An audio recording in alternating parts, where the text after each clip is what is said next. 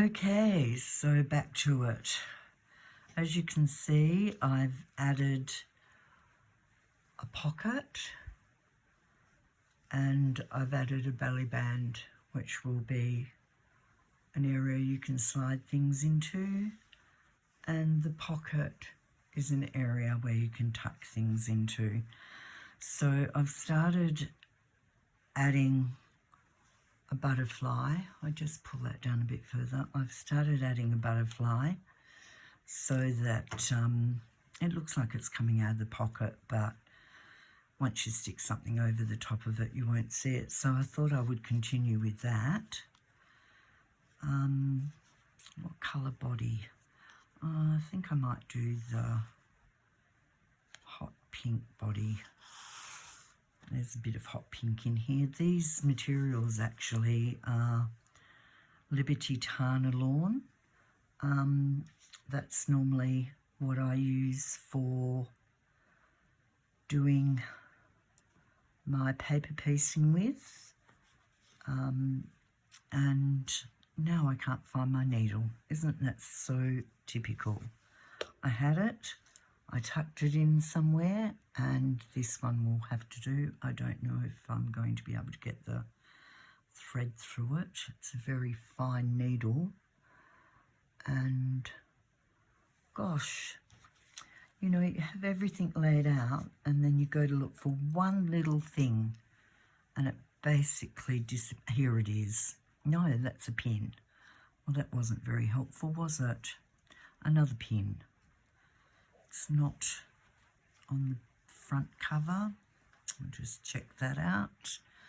As you can see, I haven't actually done any more on the front cover, but I will put that to the side. And I really don't think this is going to go through, but we'll give it a go. Oops, here comes Glenn. So he will be looking for me, and you can hear him talking to the dog. And here comes the dog, and here comes Glenn. So, okay, so Glenn's gone off to feed Bear. So I'm just going to do some, you can see that the stitching that I did around the wings and the trail are a bit flattened, and that's because I was using a product called Solvi, which you can print a pattern onto, and can you see that? Yeah, looks like you can. You can, oh, would you believe it? I didn't get all the threads. Honestly, let's just chop a bit off this and try again. Yet when it came through, it didn't look like it had any threads that weren't going through the needle. Let's try this. Is it going to grab all the threads? Looks like, oh, no, of course it isn't. Just give me a minute and I'll head looking for the needle I need. Luckily, I found a needle with a big enough eye for the embroidery of the body, which I am going to do in back stitch also. So I hope you can see this. I've had a very hard time with the videos this weekend. I've done a few actually, which isn't too abnormal for me because I keep forgetting where I put my tips and hints for doing videos. And of course, I had forgotten, and I was getting a little frustrated because I couldn't work out what I was doing wrong. And then I did a video earlier which was basically showing you that I was using a product called Solvy, which you can print a design on, and then it sticks to your material and you sew through it, and then you wet the Solvy, hence the name Solvy, because it's soluble, and it washes away. But that video wasn't going. I was just sitting here sewing the butterfly and talking to myself. And then I got a bit worried that the embroidery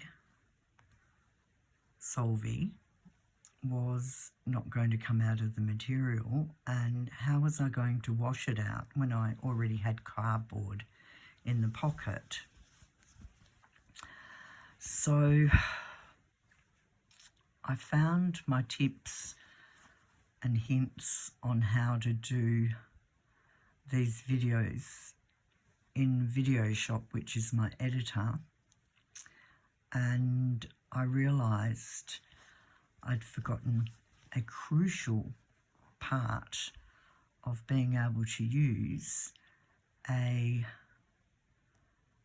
video recorded on my iPhone and then put into Videoshop, which always turned out the wrong way, and I had forgotten that I need to actually use part of my Videoshop to adjust the video and turn it around to landscape. So that's what I now know, and I will put in my notes to always do that, because then I transfer the videos once I've edited and added my corrections and things like that back into my photo storage on my iPhone, and then from there I actually do the uploading to YouTube. So I think I will have a big laminated sheet on my desk explaining what I need to do to get my videos into my photos. Oh gosh, I don't think I'll use that colour. I think I'll use another colour for the head. What do you reckon? Yeah, I think I will use another colour for the head with my Semcos. I could, there isn't a black here, but who said it has to be a black head?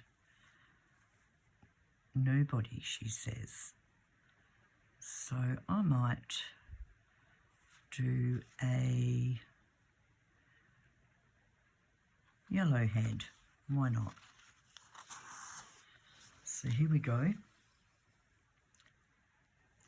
Hopefully threading this needle is not going to be too hard, as it was in my other videos. I think, yep, that's great. It's very long, but that's okay. I'll just do a knot in the bottom of it, and I might chop it right down to reasonably close to the knot and get rid of that. And I think back stitch is probably the better way to go for this, because it's not going to add a lot of bulk to the actual inside of the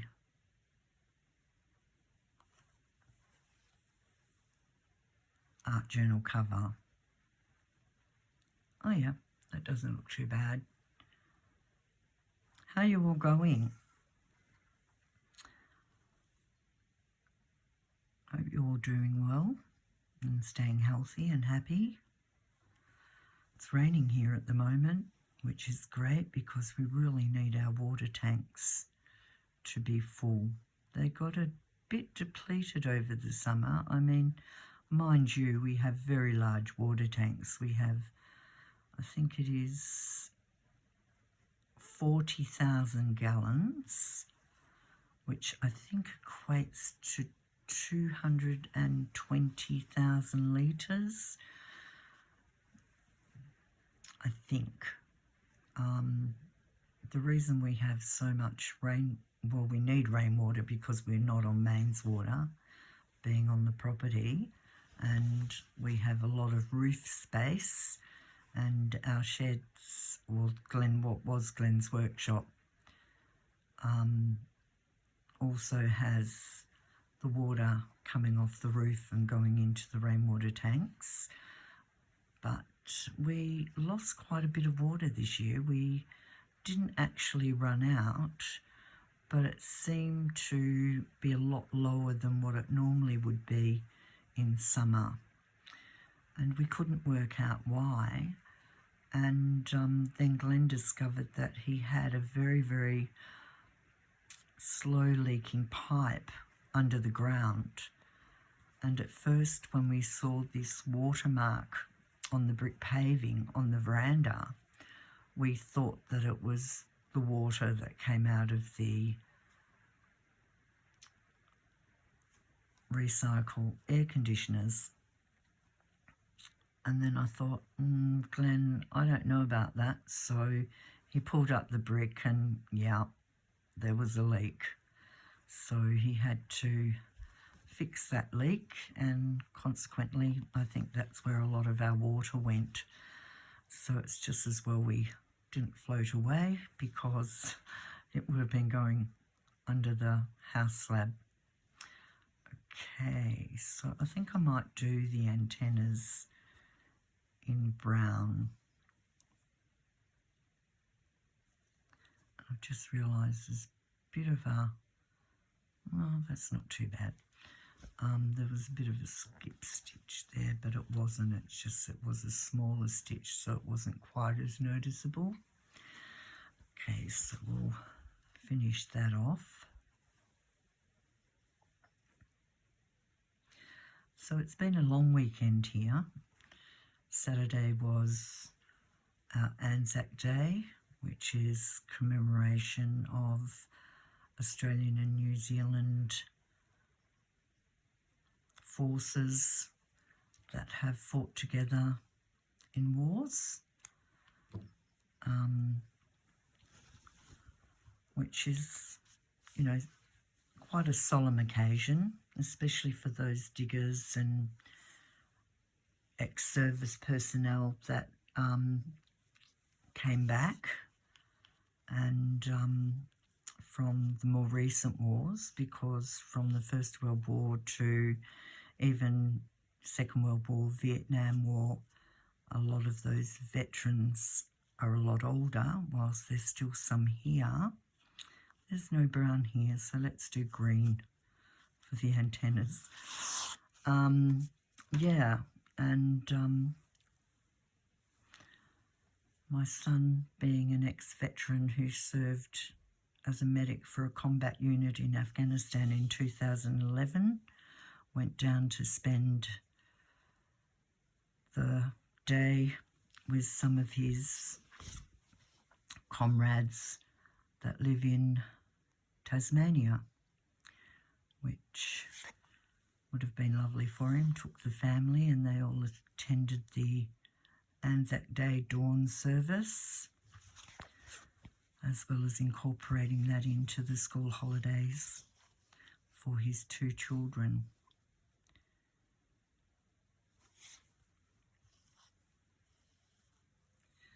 Okay, there's not much more to embroider on this, which is good. Maybe it was something I should have thought about before I put the pocket on, but I'm not a planner. I was much better when I was in the army, because that was pretty regimented, and I must admit that having 6 children, I was fairly regimented. But I guess since there's no more children here, and my life's sort of gone off in a different direction. I don't have them to keep me on track. Look, we have a knot. Of course we have a knot, because this piece of thread is so long. Can I get it out? Normally I can. Hopefully it will. Good. I might try and do I think I've been doing my French knots wrong, but I'll do it the way I know how.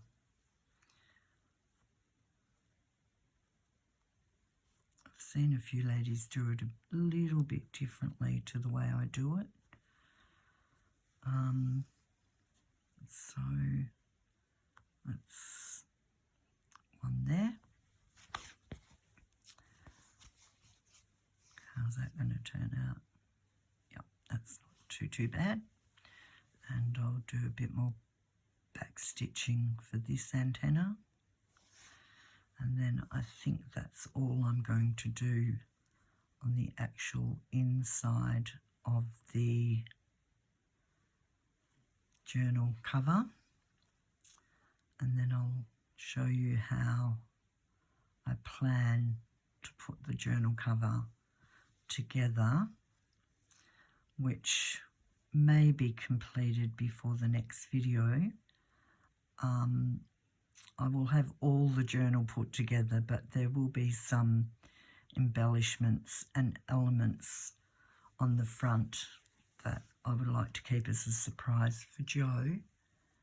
So, yeah, but I will, once I've given Jo the journal, I will put a picture up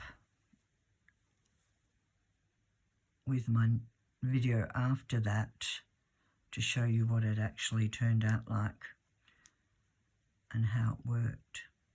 Okay, let's see if that's going to work. Is that going to be a French knot without getting a knot behind it? I think so. Just go in there. So there's a few different colours in that. I think there's enough colours in that. That didn't turn out too bad. Quite happy with that. So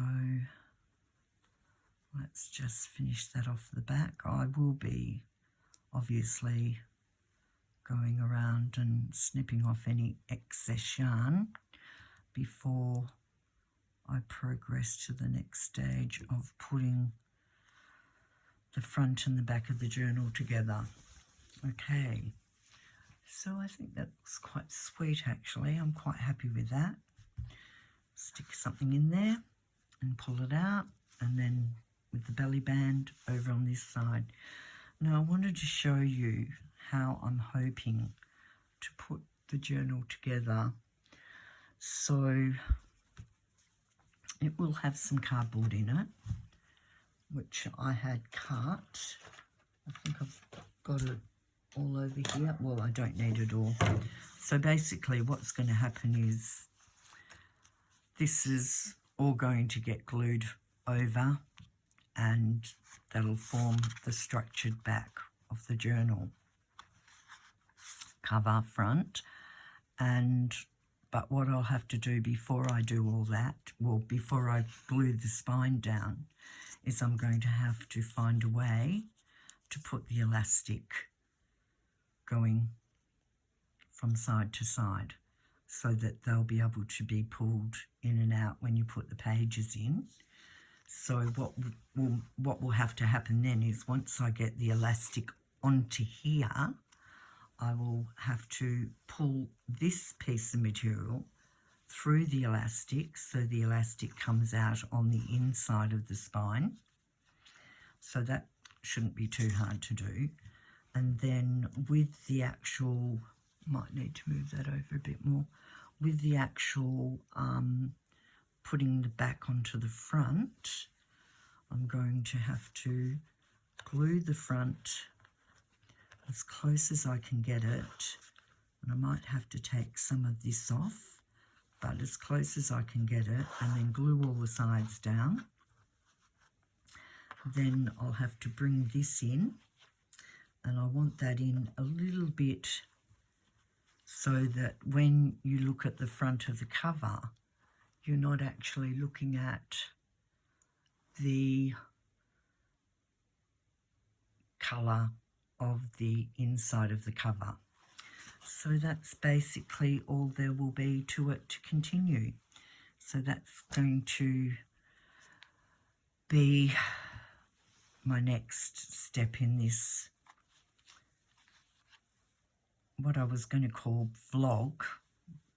I had been calling them vlogs for slow stitching, but then I realised this will be my 11th vlog. So I decided to call them episodes of slow stitching. So I hope you've enjoyed this video.